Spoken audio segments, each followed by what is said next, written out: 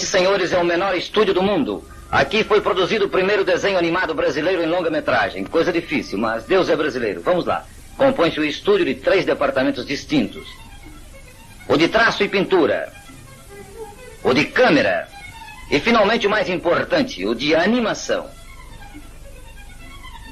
Anélio Latini Filho, criador da Sinfonia Amazônica, chega ao trabalho às 8 da manhã e só sai às 4 da madrugada do dia seguinte. Em desenhos estrangeiros de longa-metragem, são empregados em média 400 desenhistas. Aqui, ele é o único desenhista de todo o filme. Anélio nos mostrará em breves cenas o que foi preciso para a feitura de sua sinfonia. O primeiro passo para a confecção do seu desenho, após ter feito a adaptação cinematográfica, foi da criação de personagens. E, como é natural, o Curumim foi o primeiro, tratando-se da figura central. E o que mais preocupou Anélio, pois suas características tinham que ser bem distintas e agradáveis. Essa tarefa se prolongou por muitos meses. Mas, finalmente, todos estavam criados, com exceção de uma personagem, e essa era do sexo feminino. A turma do estúdio estava ansiosa por vê-la. Que linda, Yara, hein? Foi a expressão de todos no estúdio. Nessa outra tarefa, muito material havia sido colhido no Jardim Botânico. E de posse do mesmo, Anélio deu início ao estudo das primeiras cenas. E já alguns personagens vão tomando seus lugares em cena. Alguns cenários de importância foram, por sua vez, também esboçados. Esses estudos preliminares estão sujeitos a modificações constantes, até que satisfaçam e componham as ideias originais.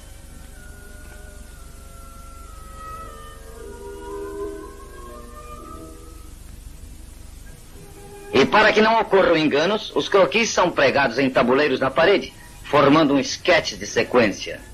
Um estudo minucioso da história em todos os seus detalhes é estabelecido para planificação, até que desapareça qualquer dúvida quanto ao caminho a seguir. Está bem, Anélio, está bem. Agora uma fase importante, a da música. Isto vai dar trabalho. Vamos fumar bastante. Algumas músicas são do repertório clássico internacional e tiveram que ser gravadas especialmente para o filme. O material é deficiente do tempo dos nossos avós, mas quando se tem força de vontade, tudo se consegue. Seguindo a história e com base na música, Anélio vai preparando e muitas vezes acrescentando detalhes à sequência, sem que se perca, no entanto, o caráter folclórico da história.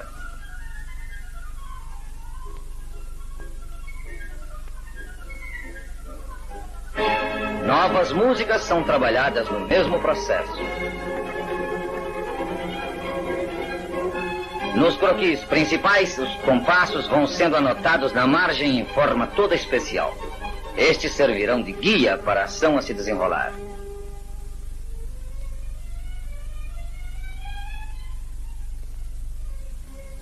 E assim prosseguiu esse delicado e minucioso trabalho, cuja preparação foi controlada inteiramente pela música. Finalmente, a planificação guiada pela música estava concluída. Embora represente esse trabalho grande importância no desenho, ele é apenas um nada diante do que tem que ser feito ainda.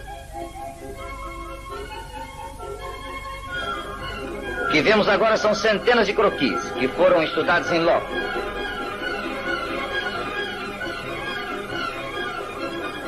Representam eles vários animais com todas as suas características de movimento, e seus costumes foram anotados e catalogados à parte.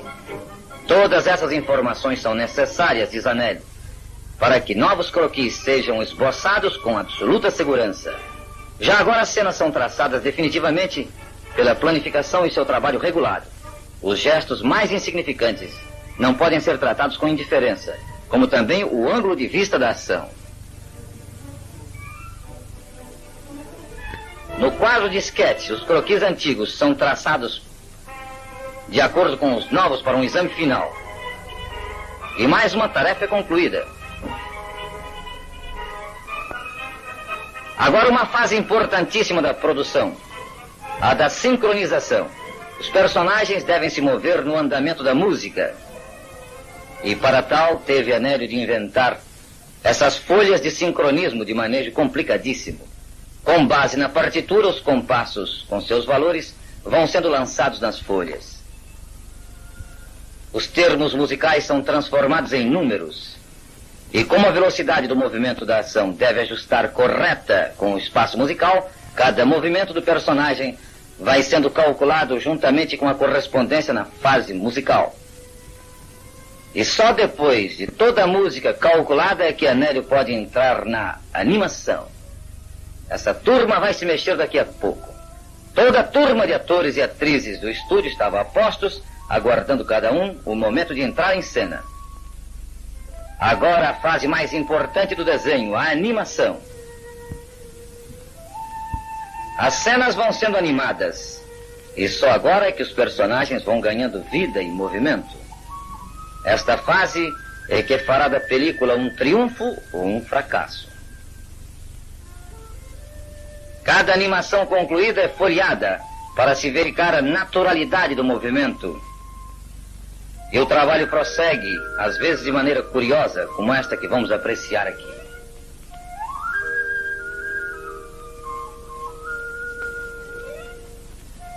Vai andar.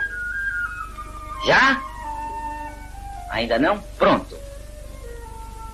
Como não se move? Isso.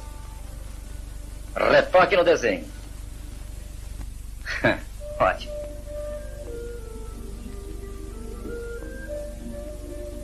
São milhares de desenhos para esses movimentos aparentemente insignificantes.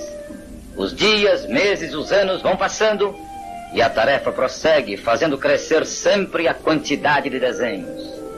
Desenhos e mais desenhos. É preciso trabalhar rapidamente. Anélio Latini está representando aí os 400 desenhistas usados normalmente em filmes de outras terras. Cresce sempre a quantidade de desenhos. Mais e mais e mais e mais. Os anos se passam.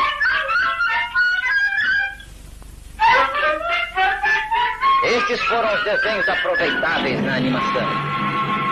E se verificamos todos os desenhos feitos para o filme, a soma atingirá o total de 500 mil desenhos, numa extensão de 180 quilômetros, se unidos uns aos outros, e pesando um total de 2.640 quilos, ou seja, 2 toneladas e 640 quilos.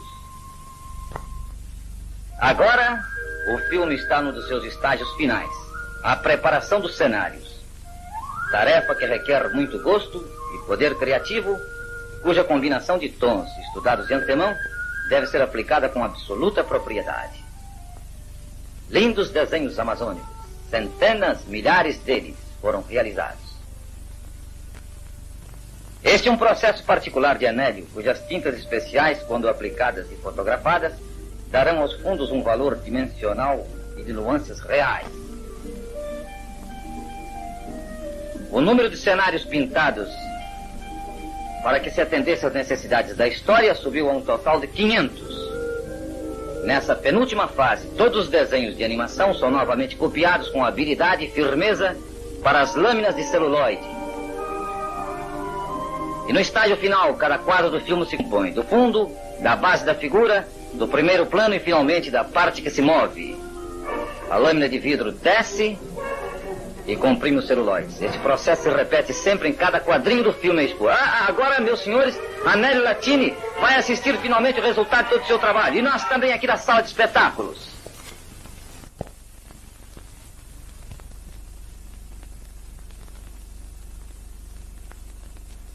Era uma vez a mais bela floresta, sob o mais belo céu e sobre a mais linda planície do mundo. A natureza esperava ainda as aves e os outros animais. A Amazônia acabava de ser criada.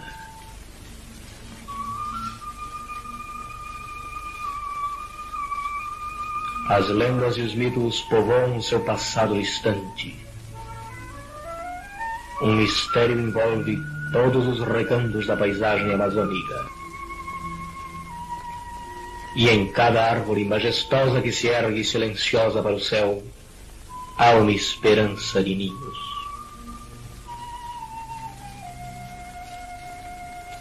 A terra está úmida ainda, pois surgiu do fundo das águas como um milagre feérico. A paisagem da Amazônia é um poema lendário, escrito pela própria natureza. E há na sua grandeza uma ressonância sinfônica de ritmos jamais ouvidos.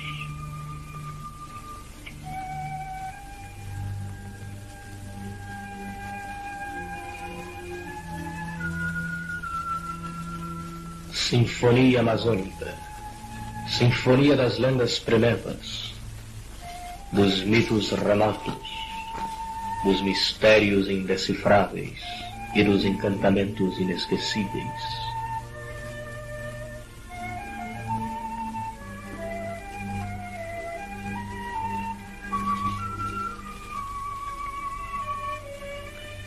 Este é o mundo amazônico, o mundo desconhecido, mas cheio de belezas e de fascínios quase intangíveis.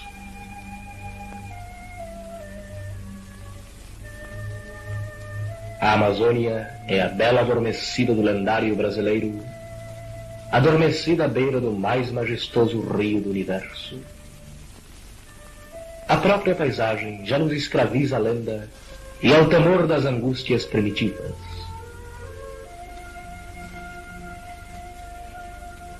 A beleza, no entanto, acompanha-nos a esse vale privilegiado, onde a mais densa floresta da América viceja e floresce. Há chuvas de flores sobre os igarapés, e as folhas dançam, e o perfume das plantas desconhecidas leva a todos os rumos a mensagem da magia verde da floresta.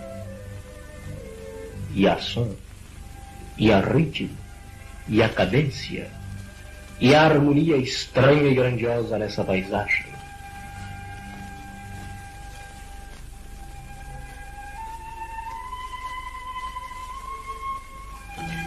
É a sinfonia amazônica, pagã e divina, na sua grandeza celeste e infernal.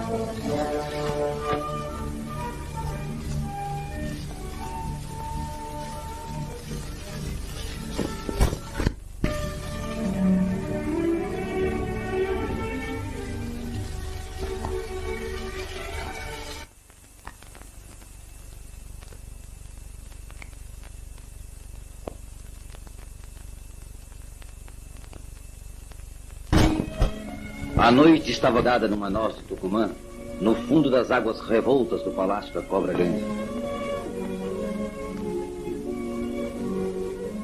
Um dia, o filho do Sol, jovem chefe de tribo, apaixonou-se pela filha da Cobra Grande, uma formosa cabocla, e com ela queria casar. Mas ainda não chegara a noite, a hora sagrada e propícia para o amor.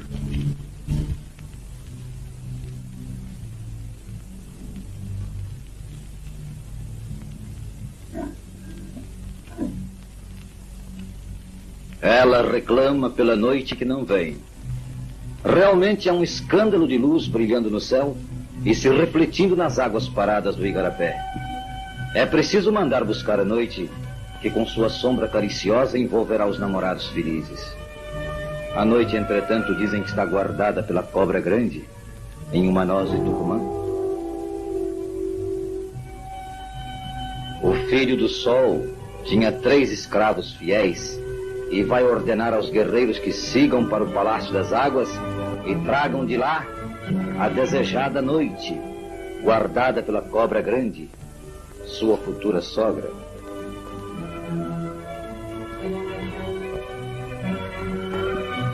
Sigam por aí, guerreiros, e tragam de longe, esteja onde estiver, a noite, a grande noite de sonhos quentes e mistérios amáveis.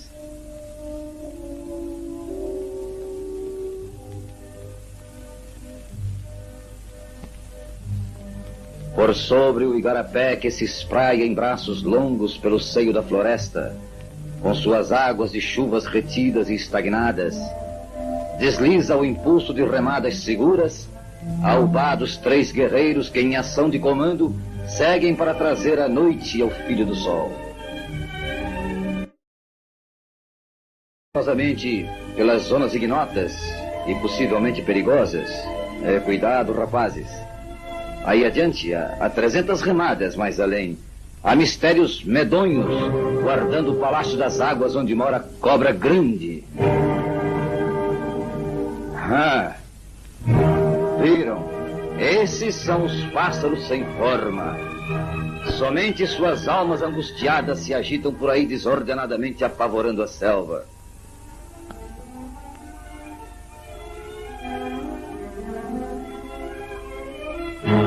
A situação não está boa não, primo. Aves maiores, espreitando o que se passa, entram em cena afugentando as menores. Elas, ao que parece, receberam ordem de deixar bem livre o caminho dos 3 guerreiros do Filho do Sol. Ei! Alô, valientes! Como é? Então, vamos, é necessário retomar a jornada e enfrentar, seja como for, todos os pavores da viagem. E lá se vai novamente ao impulso dos remos, a canoa dos guerreiros fiéis ao desejo do Filho do Sol. Finalmente, o Palácio das Águas Mortas, onde mora, guardando um segredo e defendendo um patrimônio, a gigantesca e temível Cobra Grande. Tudo é imenso e descomunal. Olhos humanos não podem perceber nesse palácio de águas mortas onde se apoiam seus alicerces e até onde se projetam suas torres mais altas.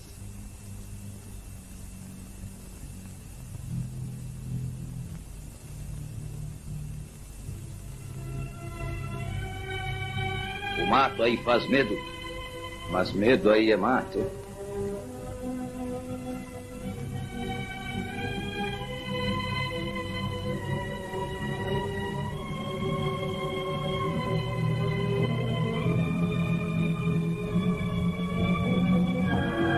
Habitantes do reino desconhecido da Cobra Grande desfilam pelos recantos de sombra.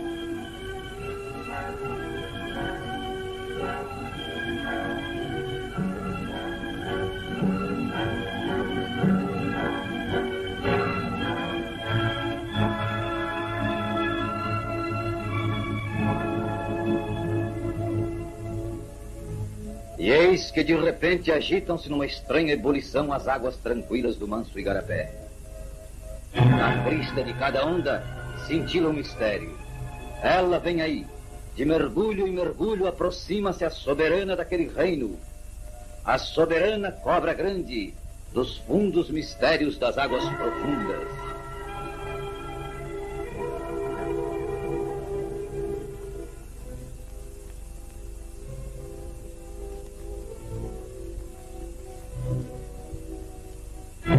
Os guerreiros que ousaram avançar pelas fronteiras do mistério e devassar o reino de uma tão poderosa rainha serão punidos pelo crime de invadir, com a morte, castigo de invasores.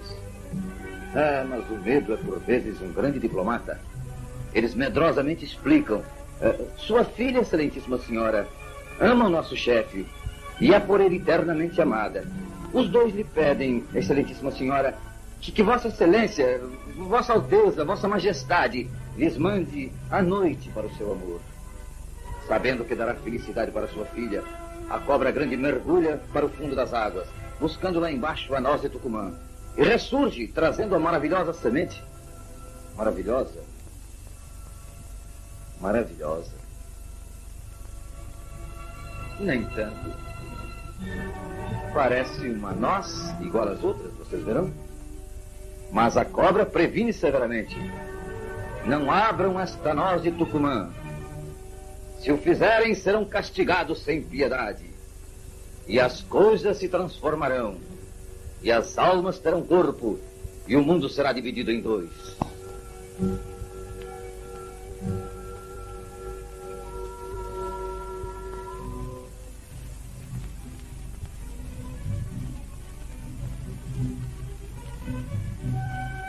E os três destemidos guerreiros, destemidos, hein? Voltam pelo mesmo caminho, conduzindo dentro da noz de Tucumã a noite longamente esperada pelos dois amantes.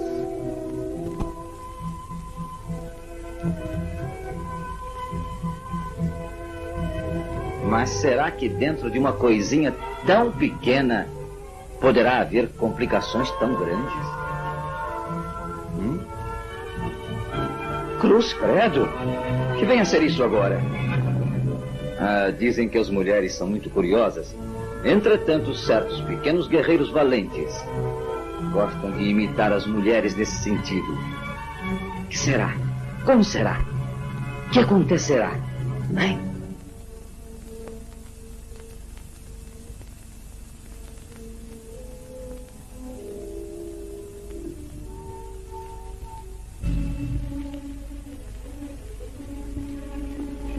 Querem abrir a noz de Tucumã? Que é que vocês vão fazer? Malucos. Bem, os outros não seguirão, com certeza. Outro. Olhem, não abram esse coco de Tucumã. Vocês já foram prevenidos pela sogra do rapaz? Isto é perigoso, rapaz.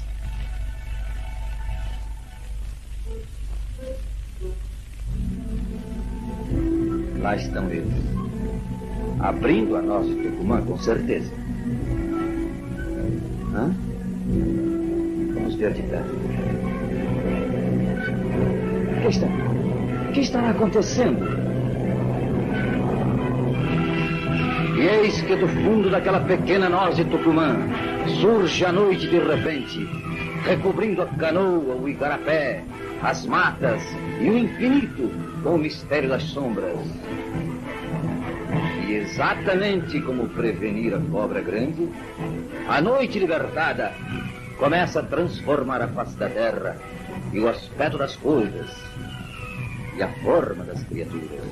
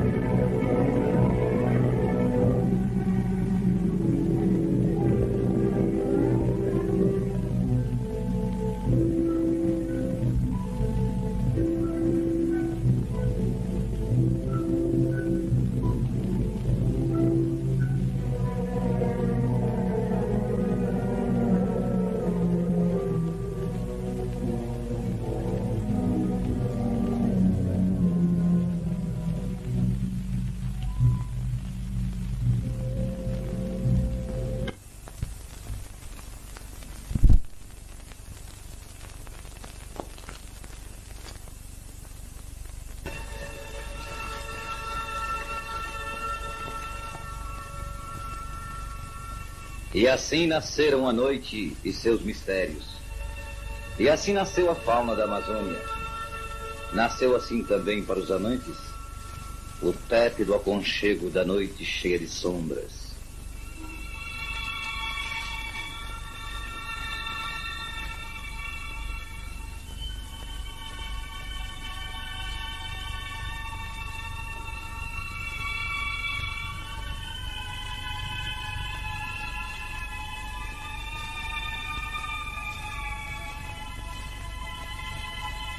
Cintilaram no céu as primeiras estrelas. Sua luz se refletia nos olhos redondos das primeiras aves noturnas.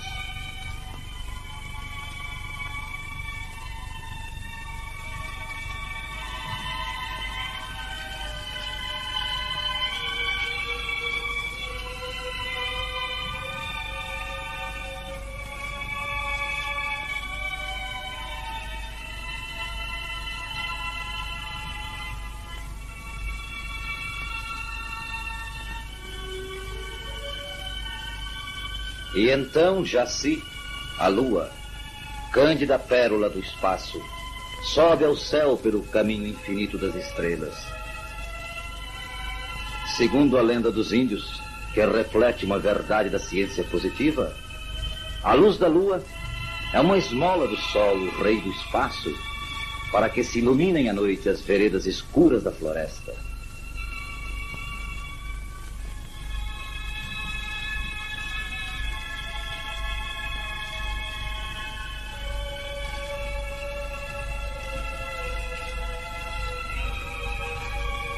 E o doce clarão da lua vem despertar em sua rede a formosa cunhã.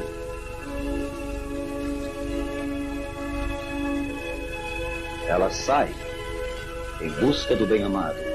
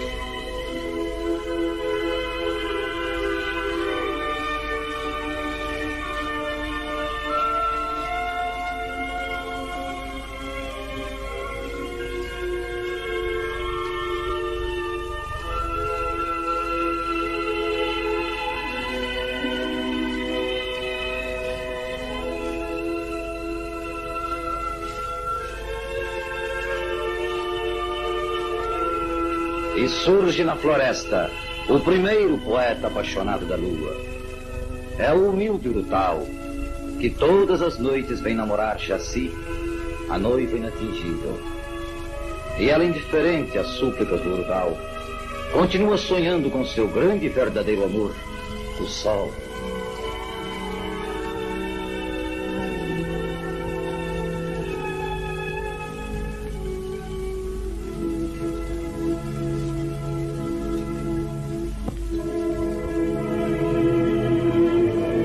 E muito tempo, a lua era noiva do sol, que com ela queria se casar. Mas a verdade é que tal união seria o fim do mundo. O amor ardente do sol queimaria a terra e faria evaporar as águas. Separaram-se então por determinação de Tupã, o Todo-Poderoso. A lua para um lado, o sol para outro. Nunca mais se encontraram. Um cintilava para o dia, outro velava para a noite. E nessa noite, contemplando na terra o amor de dois jovens, a lua mais do que nunca se sentiu saudosa do sol. E a lenda dos índios revela que a lua, magoada e desiludida, começou a chorar. Suas lágrimas foram caindo, seguidas, nas águas tranquilas do Igarapé. Vendo de longe a bem-amada em prantos, chora também o urutau apaixonado. E as lágrimas da lua e do poeta urutau foram fazendo crescer em volume e em calor as águas do Igarapé.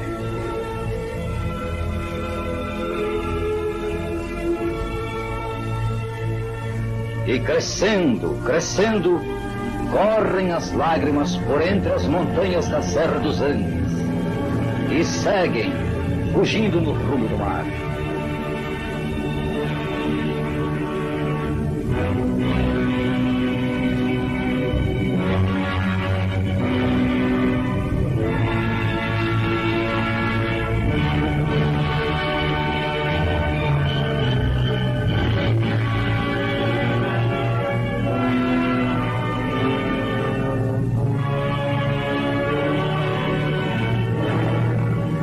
Foi assim, do pranto da lua e do choro do urutau, que nasceu o Amazonas, o Rio das Maravilhas, cujas águas refletem a paisagem mais grandiosa do mundo e carregam a poesia selvagem mais bela de todos os tempos.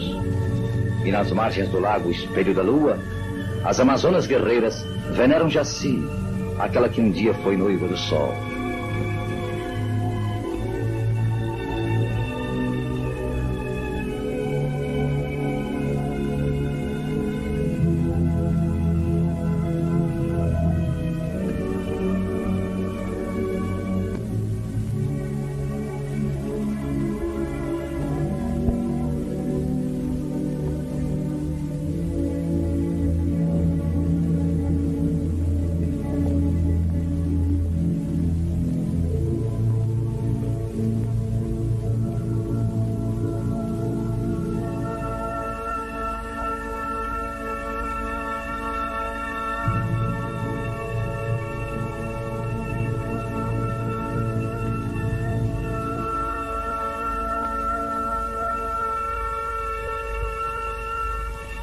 Todas as noites, entretanto, há sempre um urutau sonhador namorando a lua da Amazônia.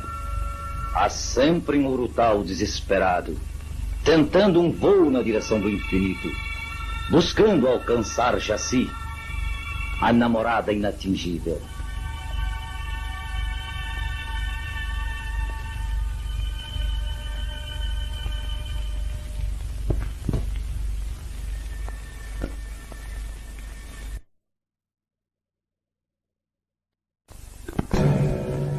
E nessa bela manhã, vamos encontrá-lo a perseguir um ferocíssimo animal. Ah, é o curumi, irrequieto e sempre a cata de aventura. É, mas parece que dessa vez ele vai perder a caça. Entre lá, curumi. Então, nada, hein? Paciência. Aparece outra caça daqui a pouco. Opa! O quê? Não vai me dizer que vai caçar um bicho com pata desse tamanho? Não, nada. Isto é brinque pra mim. Olha que o bicho tem patas enormes, curumi. Você vai viver uma aventura perigosa. Cuidado, hein? Cuidado. Hã?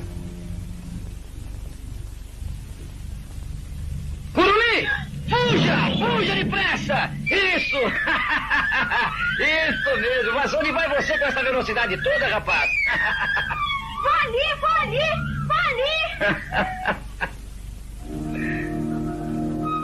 E ali está ele se preparando para novas aventuras. Vai saltar, nessa Vitória Régia. Cuidado, porque nesse canto de rio mora o boto, que é um bicho muito feio. E vai errar o pulo... não, acertou. Alegre, né? Alegre por enquanto, porque daqui a pouco aparece o boto e... Olá, curumi. Vem comigo, vamos dar um passeio rio abaixo.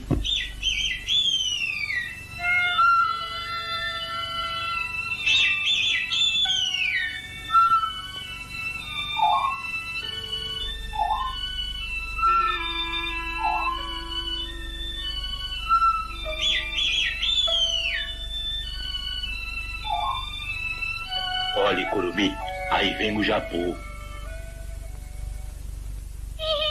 Jabu, que bico engraçado que você tem. Quem? Eu? Você não sabe por que eu tenho o bico assim? Não. Vou lhe contar.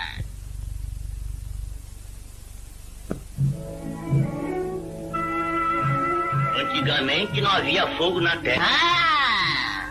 Naquele tempo, Curumim, eu antes de ser pássaro, era guerreiro de uma valente tribo. Bons tempos aqueles.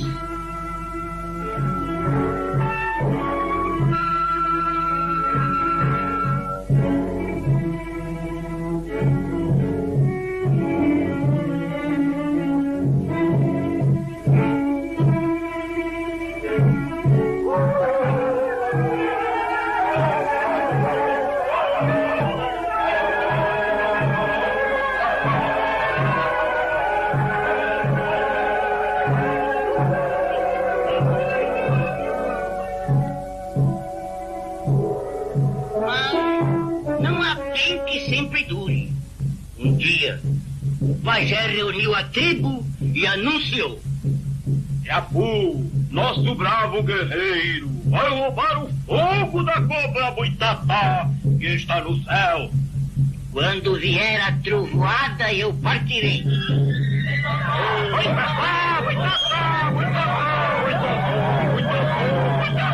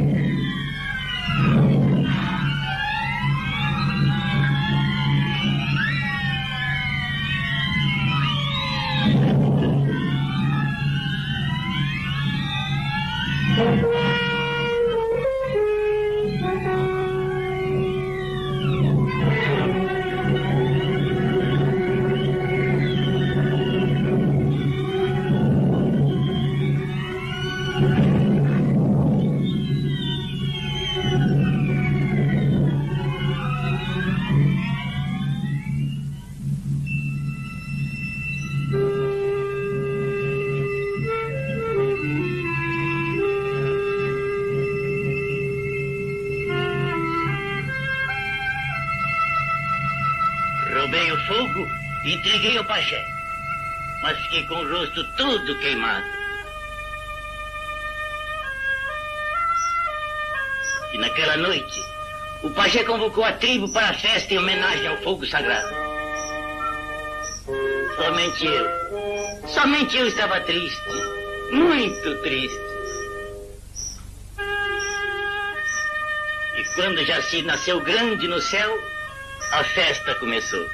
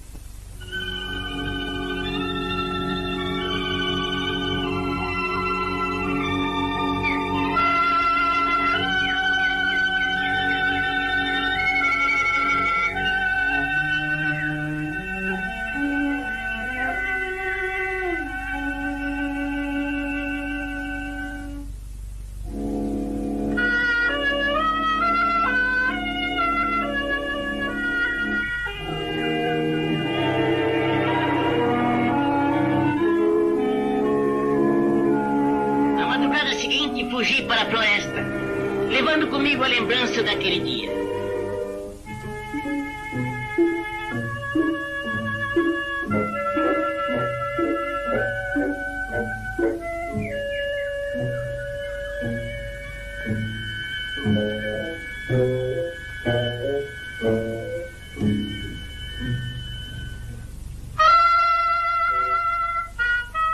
Já bem longe, no coração da floresta, sentei-me num toco de pau.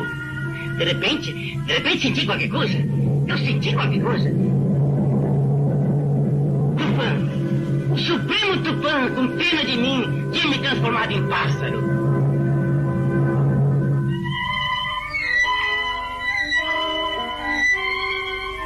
E é por isso, Curumim, que eu tenho o bico assim da cor do fogo.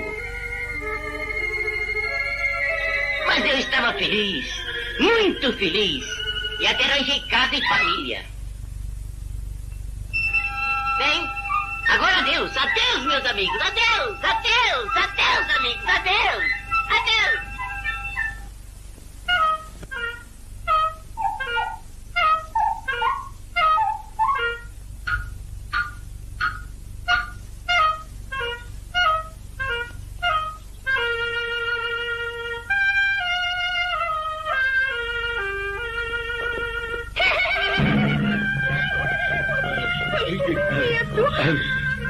Esconda-se, Curumim. Aí vem cá agora.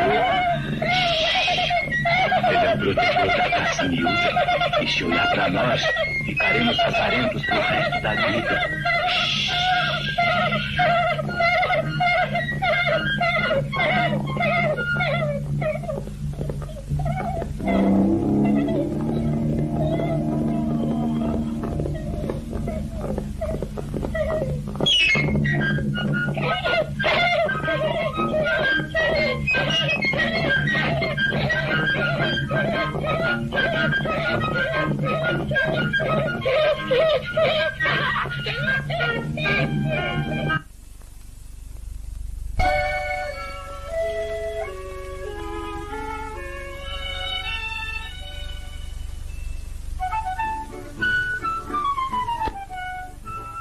Quem é, Poto? É o jabuti tocando flauta na canela da onça e o macaco tá dançando com a pele dela. Da onça? É, outro dia o jabuti pegou a onça, deu a pele ao macaco e ficou com a canela pra fazer a flauta, olhe lá.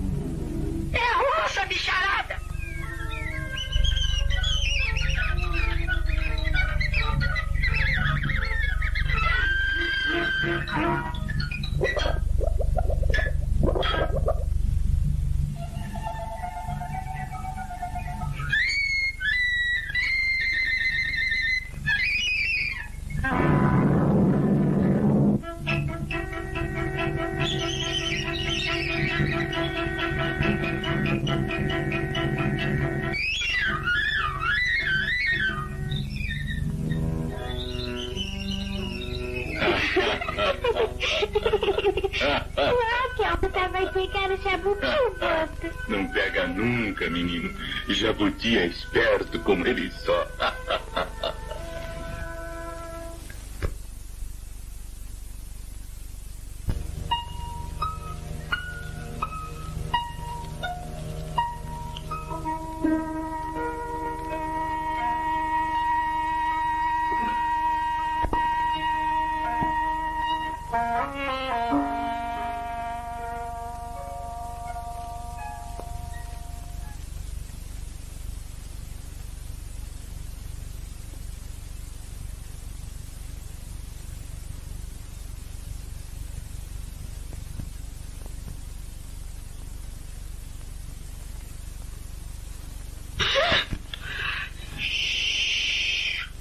É aqui que ela mora. Quem? É a Yara, a deusa das águas. Venha, vamos nos aproximar.